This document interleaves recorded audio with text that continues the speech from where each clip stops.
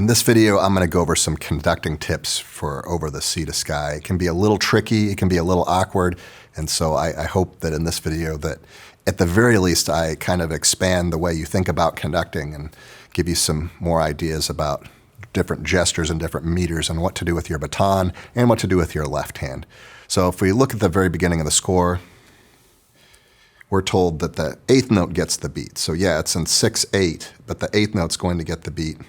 So what they're indicating here is that as a conductor, you're to go in 6 instead of in 2, because that would be a very slow 2. Now, could you do this in 2? Yeah, particularly if you have a really talented orchestra that doesn't really need a conductor in the first place, and they don't really need a lot of extra information, you could definitely go into 2. And there's some places in here that actually might work in 2 or some version of 2 where you divide the beat a little bit, but I'll get into that a little bit later. This is a pretty common contest piece, and I've seen directors that have just, they look just a little bit awkward, like they're like 1, 2, 3, 4, 5, 6, they look very stiff, and, it works. Their groups sound good and everything. And, there are some people that are just outstanding teachers that spend a lot of their time, they put all those eggs in the pedagogy basket and not so much in the conducting basket. And, there's other teachers that put all those eggs in the conducting basket and don't know anything about pedagogy. And I'll tell you, if you got to be one or the other, be the former, because you got to teach the kids. And conducting's great if you can do it, particularly in the sight reading room. But if you're awkward and the kids sound good, who cares, right? There's the stereotype of the DMA orchestra teacher who looks great on the podium, but the group can't play their way out of a paper sack. So definitely, the pedagogy is the most important thing, but here in this piece, Over the Sea to Skye, it's a little tricky, so we might as well work on our conducting a little bit because of the meter. My goal is just to get you more comfortable and feel a little less awkward on the podium. And hey, if you're already a maestro, great, skip this video and go on to the next one. Although I'll bet if you are a maestro, you're gonna watch this video anyway because, hey, when else do you get to nerd out about conducting? When I was an undergraduate, I took a couple conducting classes and they were excellent. I had a really good conducting teacher and I was taught 2 different conducting patterns for 6. I was taught the expressive pattern and the non-expressive pattern.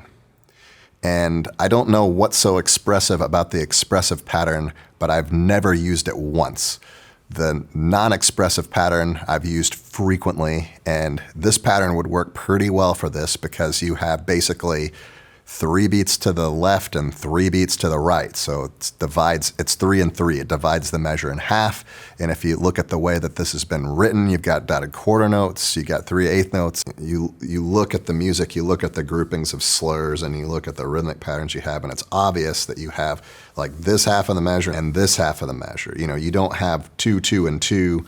You don't have anything wacky like that. It's just 1, 2, 3. Then 4, 5, 6. Then later I went to graduate school and I studied conducting with Dr. William LaRue Jones, and I learned all kinds of 6 patterns. I learned the Italian 6, which is like 1, 2, 3, 4, 5, 6, and it kind of goes up like a Christmas tree.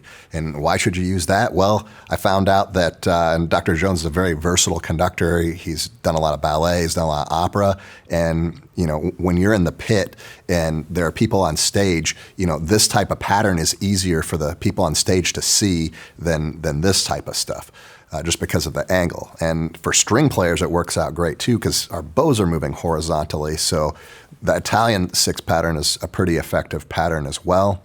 I also was charged to conduct Appalachian Spring once, and there's some 3/2 measures in Appalachian Spring, and I look at it and I'm like, I don't know how to conduct this. I tried the non-expressive pattern. It didn't work. And I was like, Dr. Jones, how would you conduct this? And he goes, oh, yeah, it's easy. Just double up a 3/4 pattern. I was like, oh, yeah, it's just like 1, 2, 3, 4, 5, 6. No big deal. One of the things that I took away from Dr. Jones is that it's to your advantage to try to centralize your right hand as much as possible so that your musicians can see your eyes and they can see your facial expressions, okay? So giving the beat up here, in this triangular area here, and then giving your other gestures in the sagittal space, it helps everybody watch you and it makes everything clear. Now, a lot of conductors use geographic gestures where all the beats are in a different place, and that kind of makes your players look all over the place instead of right here. And when we start adding beats to the measure, it gets more and more difficult to do that. And you kind of have to move to more of a geographical pattern. But for over the C to Skye, if you use a broad horizontal pattern, you can keep your beats pretty tight next to each other. So instead of going 1, 2, 3, 4, 5, 6 like this, you can do them more broadly and horizontally. Like you come down 1, 2, 3, 4, 5, 6 like this, and it's easier. It translates better to the style. It looks smoother, and your musicians are going to be able to bow better that way.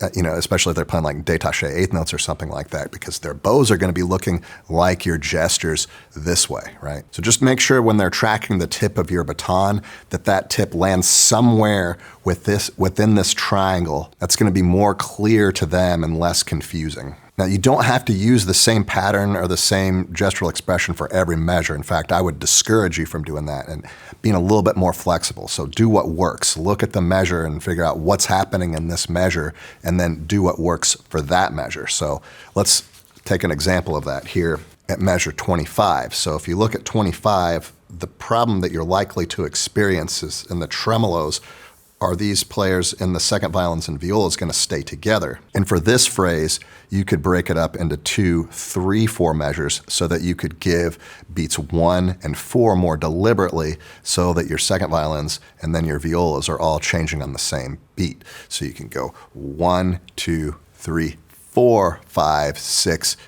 Q second violins, Q violas. In fact, if you can't get comfortable with the 6 pattern at all and you still want to do this, you could just do 3, 4 patterns the whole way and it's going to work fine. The problem with the 3, 4 pattern is that you do get that vertical beat every 3 beats instead of the horizontal motion. But if that's what you need to do, that might be the clearest way that you can make it for your group at this time until you have more time to sit and practice, and not everybody has that kind of time. I mean, you got paperwork, you got emails, you got all bus requests, you got all this stuff that you got to do. You might not have a lot of time to practice your conducting throughout the day. The next conducting tip that I'm going to give you is not to mirror with the left hand. So you're not going to go 1, 2, 3, 4, 5, 6. Does that look clear to you? I mean, you're going to be looking everywhere. Like, give one beat with one hand. And so what do you do with the left hand? Well, if you're mirroring, what you should do is duct tape it to your side and not mirror, because that's not a good thing. But once you start getting used to just giving the pattern with your right hand and your left hand doesn't try to join in on that, then you can start giving your left hand jobs.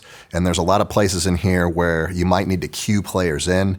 That spot that we just looked at measure 20, you might want to cue in the notes as they change, because it's going to be more difficult to internalize those tremolos. There's a lot of rhythmic errors that tend to happen. You can cue different sections. You can raise and lower the dynamic levels because there's a lot of phrasing going on here.